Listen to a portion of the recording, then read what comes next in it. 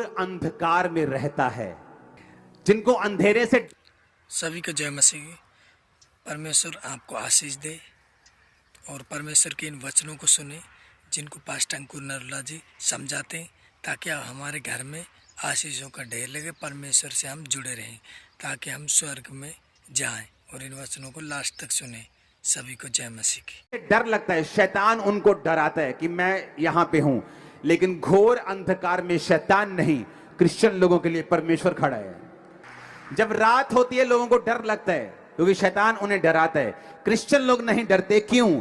उसी रात को परमेश्वर दर्शन के द्वारा, सपने के द्वारा आपसे बात करके आपको छुड़ाने की कोशिश करता और करता है। दूसरे लोगों के लिए रात सोने का टाइम है, एक क्रिश्चियन के लिए रात कम्युनिकेशन करने का, दर्शन देखने का, ड्रीम देखने का, खुदा से कांटेक्ट करने का, सुपरनेचुरल जहां नेचुरल से मिले, आसमानी ईश्वरीय ताकत जब आपकी ताकत से मिले, ये वो टाइम है।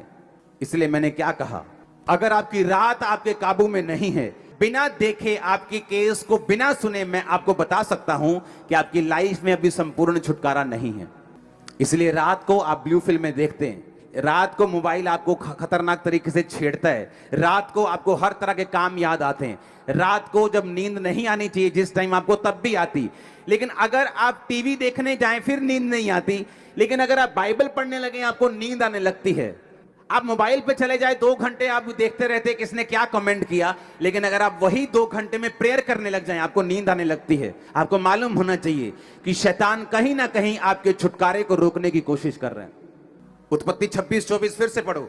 उसी दिन यहोवा ने इसहाक को रात में, बोलो कहां पर? वो रात में उसके दर्शन में आया, रात को उसके सपने में आया।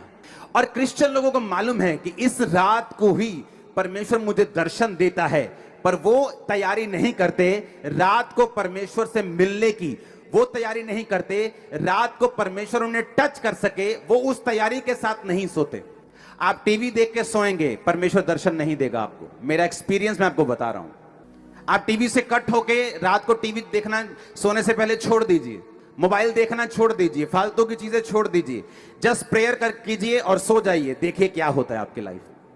जब मैं इंडिया से बाहर था 21 दिनों के लिए और रोज प्रेयर में, कोई व्हाट्सएप नहीं था तब, फोन पे इंटरनेट नहीं था, फोन सिंपल वाले होते थे, छोटा सा कैमरा होता था फोन में, कभी फोटो खींचने वाला, तब की बात मैं कर रहा हूं। तब इतने बड़े बड़े स्मार्टफोन नहीं थे और ना ही लोगों को मालूम होता कि स्मार्टफोन क्या, बस फोन होते थे अच्छे नोकिया के कैमरे वाले।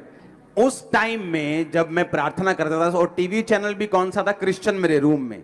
जस्ट प्रेयर देखना टीवी तो Christian channel, just prayer TV देखा फिर क्रिश्चियन चैनल। जैसे मुझे लगा था कि मैं बोरिंग हो गया हूं, बोर हो गया हूं। 21 दिन ऐसा लगता है क्या लाइफ है। उठो, नाश्ता करो, प्रेयर, अगर नाश्ता नहीं करना फास्टिंग में हो तो प्रेयर, उसके बाद बैठ जाओ, बाइबल पढ़ो, उसके बाद वही टीवी, फिर वही वचन, फिर। लेकिन आप इमेजिन करना, मुझे ऐसा हो गया था कि जब मैं सोता था और उठता था मुझे ये नहीं मालूम होता कि दोपहर है कि रात है, क्योंकि वो सारा शेड्यूल ही मेरा ऐसा हो गया था कि मालूम नहीं कि कब दिन है कब रात है। रूम खिड़की खोलो तो मालूम होता है बाहर रोशनी है तो दिन है। आप इमेजिन करो उन दिनों में परमेश्वर ऑलमोस्ट हर दूसरे या तीसरे दिन सपने में आके मुझे मसा करता था, मेरे सपने में आके, मेरे स्पिरिचुअल फादर के रूप में। और अगर परमेश्वर ने मेरे सिर पे हाथ रखा है ऐसे, अगर मेरे स्पिरिचुअल फादर ने मेरे सपने में आके, क्योंकि परमेश्वर अपने दासों के मुंह को इस्तेमाल करता है, हम आपके सपने में नहीं आ सकते, लेकिन वो अपने अभिषिक्त लोगों के फेस को यूज करता है आपके सपनों में। तो वो आके ऐसे मेरे सिर पे हाथ रखते थे और जब मैं उठता था मुझे ऐसा लगता नहीं था, ऐसा पता था कि मेरा सिर ऐसे, जैसे किसी ने फिजिकली मेरे सिर पे हाथ रखा हो, और मुझे सामर्थ्य महसूस होती थी। और जब उन 21 दिनों के बाद जब मैं इंडिया वापस आया, आप उस क्रूसेड को अगर देखेंगे अभी भी रोंगटे खड़े हो जाएंगे आपके देखकर। अगर मेरी तैयारी नहीं है तो मेरा रिजल्ट भी वैसा नहीं है। आपका एनिमी अपनी लाइफ को सरेंडर कर रहा है, आपका एनिमी सब कुछ छोड़ छाड़ के आपको दबाने के लिए आ गया। और आप अगर टीवी देखेंगे, अगर आप रात को सोएंगे, अगर आप ऐसा कुछ नहीं करेंगे, तो मत सोचो आप क्रिश्चियन है तो आप अपने आप जीत जाएंगे या आपको अपने आप छुटकारा मिल जाएगा। इसलिए मैंने कहा कल हम फास्टिंग प्रेयर करेंगे 40 डेज की। अब रोज चर्च में 40 दिन प्रार्थना होगी 9 से 5। आप फास्टिंग में आएंगे, प्रेयर करेंगे 5 बजे लंगर के साथ, आप अपनी फास्टिंग को खोलेंगे। हम प्रेयर करेंगे पंजाब के लिए, हम प्रेयर करेंगे जीतने के लिए। वैरी और दुश्मन आपके पांव के नीचे होगा, मैं आपको बता रहा हूं। लेकिन एक बात याद रखना, क्योंकि आप यहोवा को मानते हैं और जीसस को मानते हैं, इसका मतलब ये नहीं आप हर टाइम जीतेंगे। जब तक आप उस विक्ट्री के लिए, जब तक आप उस छुटकारे के लिए, जब तक आप उस जीत के लिए अपना प्रयत्न नहीं देंगे, अलर्ट नहीं होंगे, आप समर्पित नहीं होंगे, तब तक वो छुटकारा आपकी लाइफ में एंटर नहीं करता। अगर आपकी नाइट लाइफ आपके काबू में नहीं है, मेरा परिवार जानता है रात को मैं कहां होता हूं, मैं अपने प्रेयर रूम में जाता ही जाता हूं। अपनी प्रेयर करके मुझे वापस आना है, वो नाइट 11 बजे हो, वो 12 हो, वो 1 हो, वो 2 हो, लेकिन उस नाइट में मुझे प्रेयर करनी है। ये मेरी शुरू से आदत रही, जब से मैं मसीह में आया हूं। मुझे आज 18 साल हो गए, बैप्टिज्म डे है मेरा आज, 18 साल हो गए मुझे बैप्टिज्म लिए। तो मुझे मालूम है कि मुझे नाइट प्रेयर में जाना है। ये मेरी लाइफ का हिस्सा बन चुका है, ये मेरी लाइफ। अगर ये वीडियो पसंद आई हो तो हमें कमेंट करें और लास्ट में आमीन टाइप करें।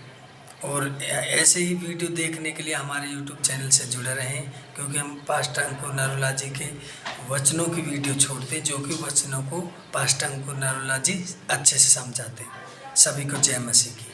आमीन।